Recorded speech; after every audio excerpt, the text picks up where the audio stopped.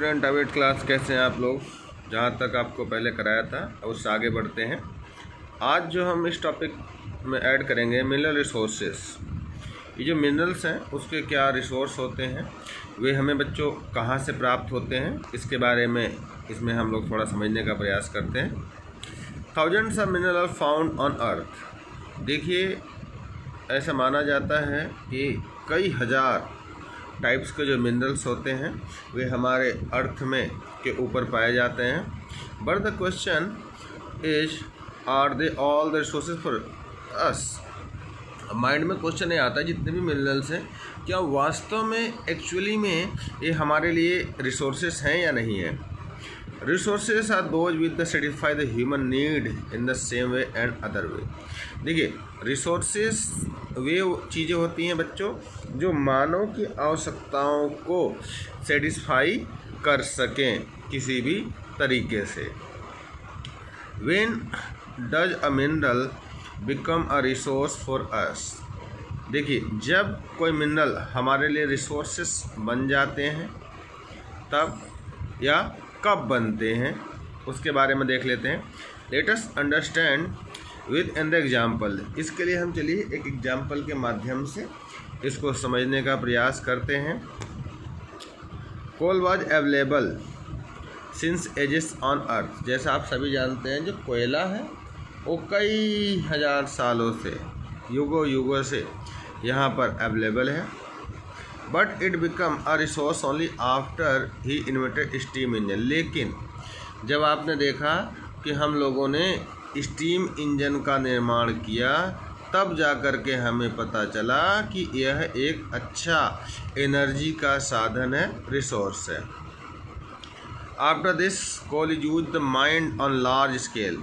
और इसके बाद आपने देखा है कि कोयले का बहुत लार्ज स्तर पर माइंड के माध्यम से उत्पादन किया जाने लग गया। Similarly, till we do not have the technology to get the energy from the disintegration of atom। देखिए, इसी प्रकार से हमारे पास जब तक ऐसी टेक्नोलॉजी नहीं थी कि हम एटम्स के माध्यम से एनर्जी को प्राप्त कर लें, जब हमें टेक्नोलॉजी का ज्ञान हुआ तो हम लोगों ने क्या किया, एटम से भी उसके जो पार्टिकल अलग अलग करके एनर्जी प्राप्त किया है। जैसे uranium and thorium were the just minerals. आज अगर देखें तो यूरेनियम और थोरियम जो है हमारे लिए बहुत अच्छा एनर्जी का साधन है। नॉट मिनरल्स रिसोर्सेज, ये मिनरल रिसोर्सेज नहीं होते हैं बच्चों, तो ध्यान रखिएगा। ये जितनी भी चीज़ें हैं ये सब मिनरल रिसोर्सेज कहलाती हैं। अब आगे बढ़ते हैं बच्चों। आज हम मेन फोकस कर लेते हैं कि ऐसे कौन कौन से मिनरल्स हैं जो राजस्थान के अंदर पाए जाते हैं। चलिए देख लेते हैं। Lots of minerals are found in Rajasthan. Rajasthan में बहुत तरह के जो मिनरल्स हैं वो पाए जाते हैं।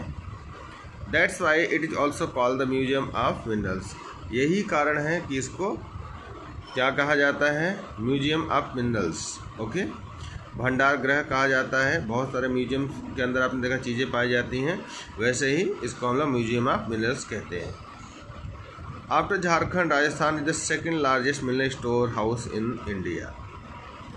अगर आप देखें इंडिया के अंदर तो फर्स्ट नंबर पे जो मिनरल्स उत्पादन के मामले में आता है वो आता है झारखंड। झारखंड के बाद जो सेकंड नाम आता है वो आता है अपने राजस्थान का बच्चों।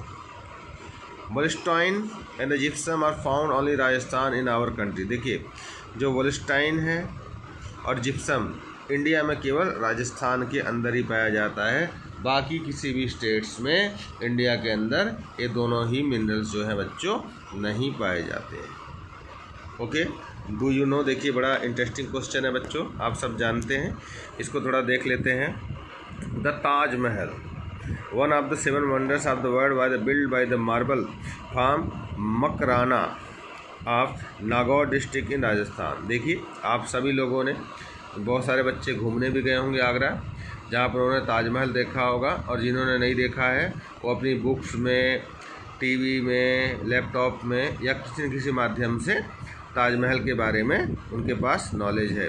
तो बच्चों, ये जो ताजमहल है ये मार्बल से बना है, आप सब जानते हैं। और ये मार्बल का नाम है मकराना, जो आपके ही नागौर डिस्ट्रिक्ट राजस्थान से लेकर के जाया गया था और इसी के माध्यम से ताजमहल का जो है बच्चों निर्माण किया गया था।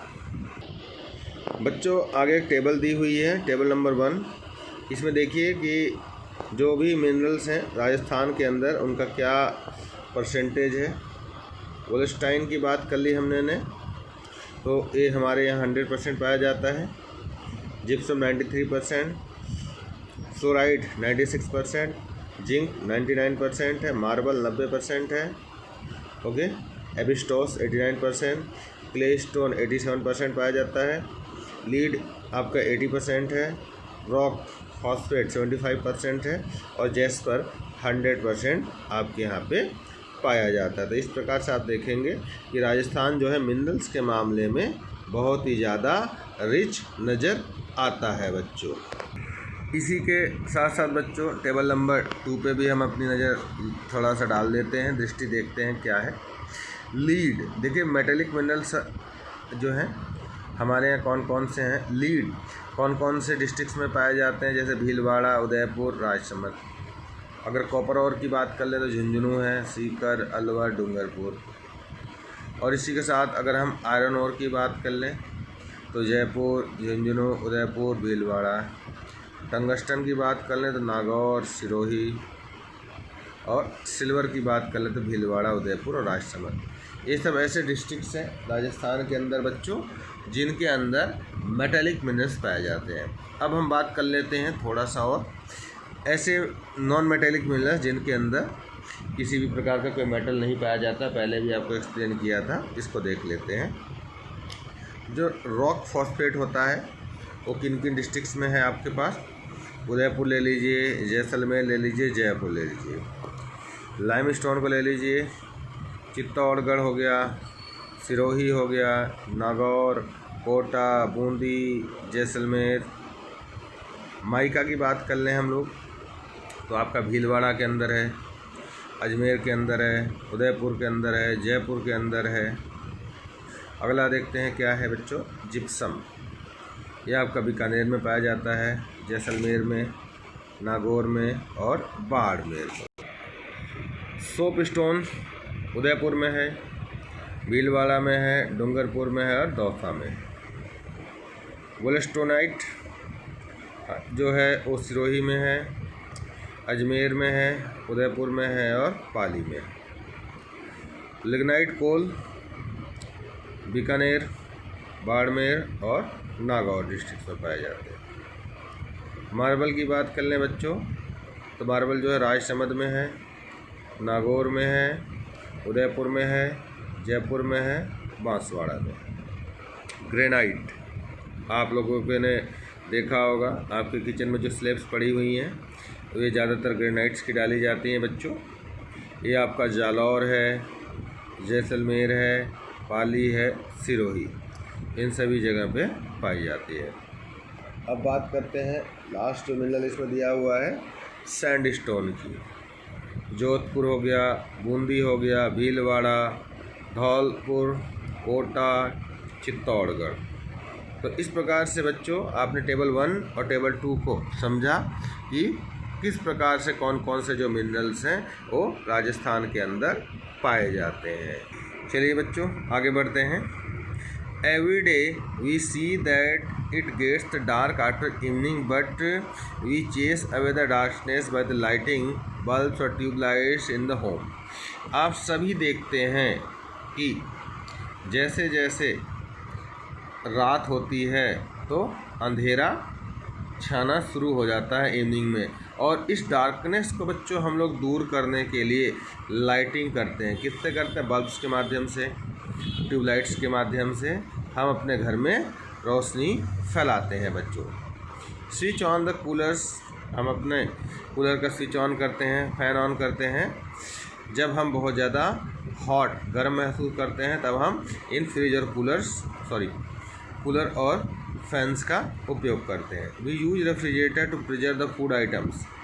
आप सभी जानते हैं कि हमारे पास जो भी फूड है उसको लंबे समय तक प्रिजर्व करने के लिए हम फ्रिज का यूज किया करते हैं।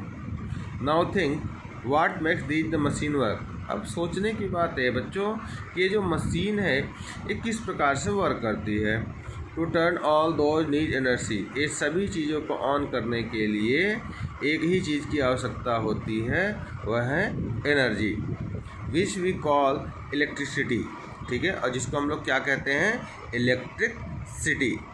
बस, ट्रेन, कार, एयरप्लेन्स, इन सभी चीज़ों को ऑल रन्स यूजिंग एनर्जी। ये जितनी भी चीज़ें हैं ये सब रन करती हैं किसके माध्यम से, एनर्जी के माध्यम से।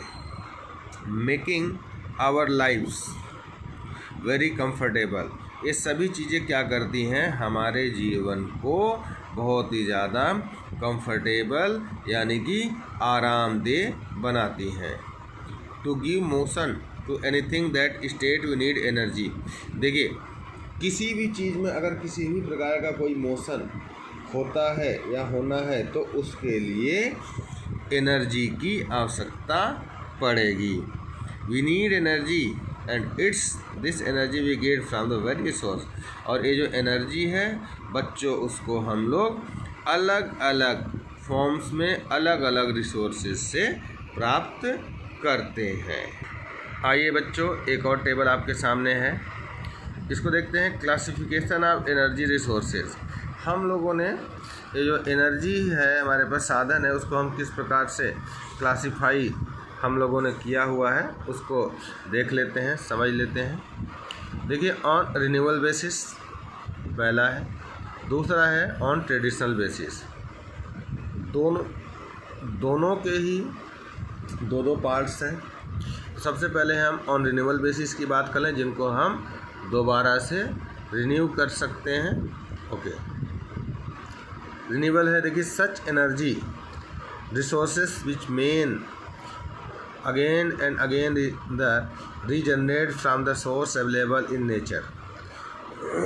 देखिए, ऐसी एनर्जी जिसको मनुष्य अपने आवश्यकता के अनुसार एक से अधिक बार यूज कर सकता है, जो प्रकृति ने उसको दिया है, इनको हम लोग रिन्यूएबल एनर्जी कहते हैं या रिन्यूएबल रिसोर्सेज कहते हैं।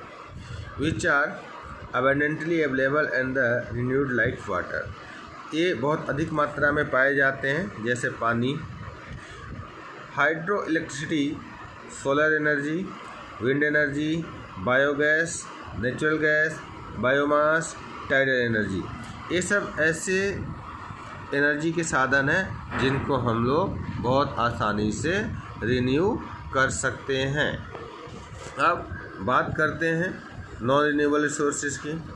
The resources which can never be replaced by human. देखिए, ऐसी एनर्जी जो एक बार यूज करने के बाद समाप्त हो जाती है उसको हम लोग रिन्यू नहीं कर सकते, नॉन रिन्यूएबल कहलाती हैं।